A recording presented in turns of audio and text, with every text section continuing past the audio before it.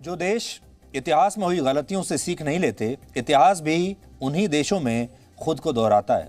अफगानिस्तान इसका सबसे बड़ा उदाहरण है। बस फर्क इतना है कि वर्ष 1989 में सोवियत संघ ने अफगानिस्तान के लोगों के साथ विश्वासघात किया था और इस बार सोवियत संघ की जगह अमेरिका ने किया है। और इन दोनों घटनाक्रम में एक समानता यह भी है कि इनकी वजह से अफगानिस्तान में लोकतांत्रिक व्यवस्था पाताल लोक में चली गई। जब सोवियत संघ अफगानिस्तान छोड़कर भागा था तो वहां के राष्ट्रपति मोहम्मद नजीबुल्लाह को कट्टरपंथियों के दबाव में राष्ट्रपति पद से इस्तीफा देना पड़ा था। और इस बार भी अमेरिका के जाते ही अशरफ गनी को अपना देश छोड़कर भागना पड़ा। यानी स्थिति बदली नहीं है, वैसी ही है जैसी पहले थी। अगर कुछ बदला है तो वो ये कि अशरफ गनी कट्टरपंथियों से यानी तालिबान से अपनी जान बचाने में कामयाब रहे, लेकिन नजीबुल्लाह चाहकर भी उस समय ऐसा नहीं कर पाए और वो मारे गए।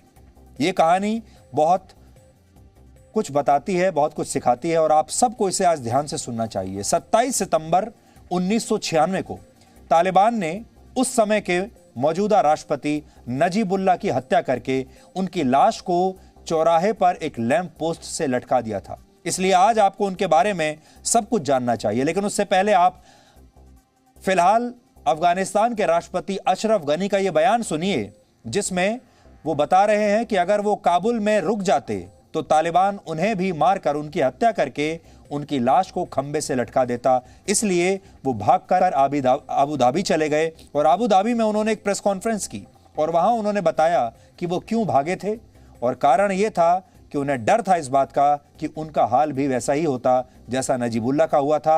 उन्हें उनके ही लोगों के सामने तालिबान उनकी हत्या करता और उनके शव को किसी चौराहे पर लटका देता। تصمیم این بود که آنچه 25 سال قبل در افغانستان رخ داده بود تکرار شود. که پاتې وای د افغانستان جمهور رئیس به یو ور بیا د افغانانو د سترګو په وړاندې په دار ځړول شوی وای। लोकतांत्रिक तरीके से चुने गए एक राष्ट्रपति के लिए ऐसी बात कहना बहुत बड़ी बात है। अशरफ गनी का डर बिल्कुल सही है, क्योंकि तालिबान ने मोहम्मद नजीबुल्लाह के साथ भी 25 साल पहले यही किया था।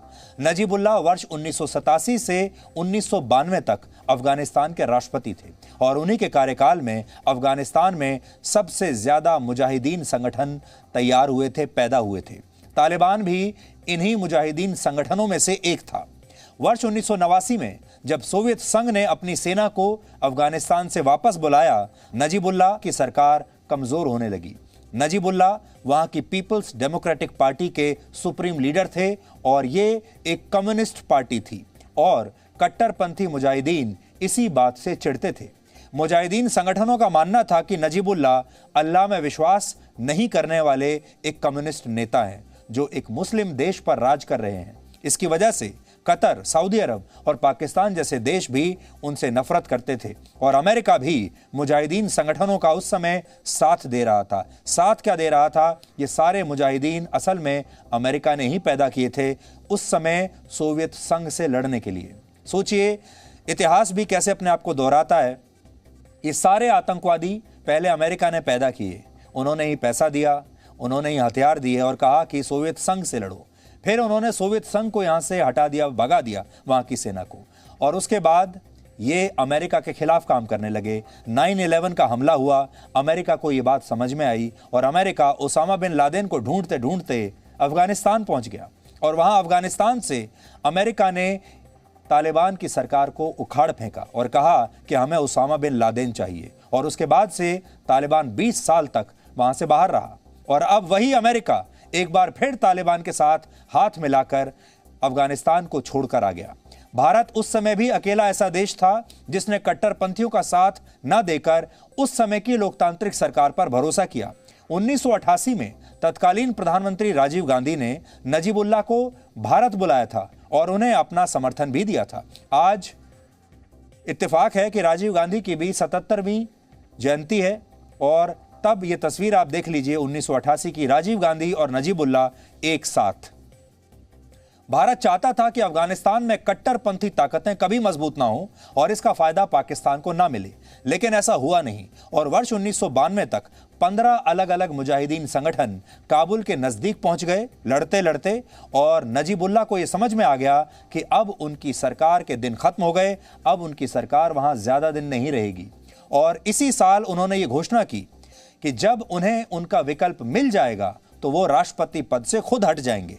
उन्होंने ये घोषणा भी कर दी, लेकिन इसके बाद भी मुजाहिदीन उनकी जान के प्यासे बने रहे। नजीबुल्लाह ने कश्मीर के बारामूला से पढ़ाई की थी, कश्मीर में रहकर, और उनके भारत से बड़े अच्छे रिश्ते थे, इसलिए उन्होंने उसी वर्ष अपनी पत्नी और 3 बेटियों को राजनीतिक शरण के लिए भारत भेज दिया था। शायद वो जानते थे कि उनका परिवार वहां सुरक्षित नहीं है, इसलिए उन्होंने अपने परिवार को पहले ही भारत भेज दिया। और जब भारत भेजा उसके 2 हफ्तों के बाद ही नजीबुल्लाह भी अपनी जान बचाने के लिए भारत आने वाले थे। भागकर भारत आना चाहते थे, वो समझ गए थे उनकी जान भी खतरे में है। अफगानिस्तान में संयुक्त राष्ट्र के अधिकारी रहे फिलिप कॉर्विन अपनी एक पुस्तक डूम्ड इन अफगानिस्तान में लिखते हैं कि 17 अप्रैल 1992 को नजीबुल्लाह ने भारत जाने की सारी तैयारियां कर ली थी। वो रात करीब 2 बजे भारतीय एम्बेसडर के साथ, इंडियन एम्बेसडर की गाड़ी में बैठकर, भारतीय राजदूत की गाड़ी में बैठकर काबुल एयरपोर्ट के लिए निकले, और उन्हें एक कोड वर्ड दिया गया और कहा गया कि जब भी आपको कोई रोके किसी चेक पोस्ट पर तो ये कोड वर्ड बता दीजिए। इस कोड वर्ड को बताकर उन्होंने 3 चेक पोस्ट पार कर ली, लेकिन काबुल एयरपोर्ट से कुछ ही दूर एक चौथी चेक पोस्ट पर यह कोड वर्ड बताने के बाद भी उनकी गाड़ी को रोक लिया गया। और उसी समय नजीबुल्लाह को यह खबर भी मिली कि मुजाहिदीन संगठनों के नेता अब्दुल रशीद दोस्तम ने काबुल एयरपोर्ट को घेर लिया है, जहां भारत जाने के लिए एक विमान उनका इंतजार कर रहा था। अब्दुल रशीद दोस्तम वही नेता हैं जो इस समय उत्तरी अफगानिस्तान में तालिबान के खिलाफ अपने लड़ाकों के साथ लड़ रहे हैं, हमले कर रहे हैं, यानी इस समय वो तालिबान के खिलाफ हैं। उस दिन दोस्तम की वजह से नजीबुल्लाह हवाई अड्डे नहीं पहुंच पाए और वो भारत नहीं आ पाए, और उन्हें अपनी जान बचाने के लिए काबुल में मौजूद संयुक्त राष्ट्र के मुख्यालय में शरण लेनी पड़ी। उन्हें लगा कि अगर यूनाइटेड नेशंस के ऑफिस में जाकर बैठ जाएंगे तो जान बच जाएगी। और सोचिए, वो वहां 4 सालों तक उसी दफ्तर में रहे, 4 साल तक। और 27 सितंबर 1996 को तालिबान ने काबुल पर अपने कब्जे के बाद उन्हें संयुक्त राष्ट्र के दफ्तर से बाहर निकालकर उनकी निर्मम हत्या की।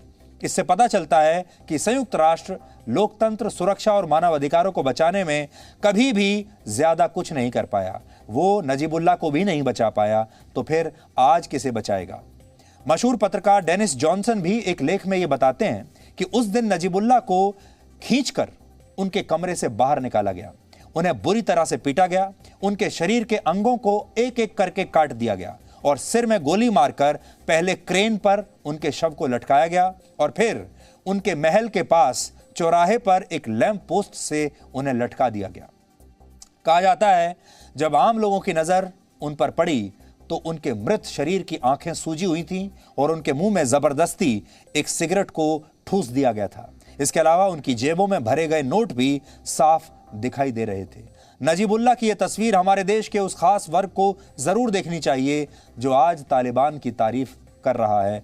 उस समय उन्होंने तालिबान तो समय नहीं था, लेकिन जो मुजाहिदीन थे उन्होंने क्या हालत की थी नजीबुल्लाह की, वो आप आज देख सकते हैं। बड़ी बात यह है कि अफगानिस्तान से सोवियत संघ की वापसी कहीं ज्यादा संगठित और ज्यादा शांतिपूर्ण थी, लेकिन अब जब अमेरिका अफगानिस्तान से जा रहा है तो चारों तरफ अफरा तफरी और हिंसा का माहौल है।